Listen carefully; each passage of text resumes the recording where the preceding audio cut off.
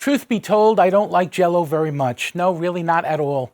I ate it occasionally as a kid, but I've managed to avoid it almost completely as an adult, except once.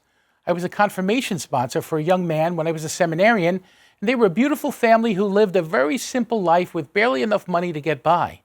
Well, I went to their home for dinner after the confirmation, and I remember the dad sat on a milk crate as I sat on one of the mismatched chairs around their table.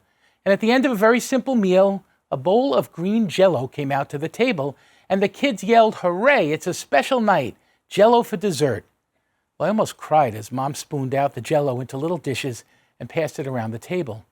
And in some ways, it was the most delicious dessert I ever ate, and I never forgot it.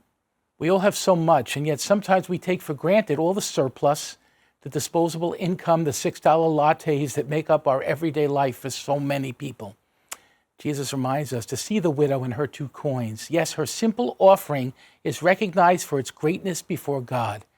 It's sometimes the reminders of Jell-O desserts that call us to see the beauty of simplicity of what really matters, of family and faith.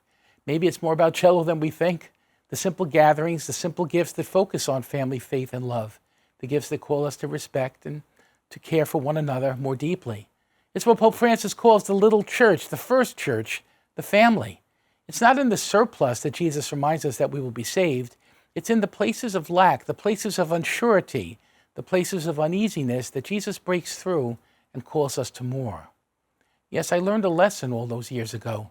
Christ is intensely present at the simple table with that beautiful, simple families and with you and I, calling us to give of ourselves to one another and to Him to build His kingdom.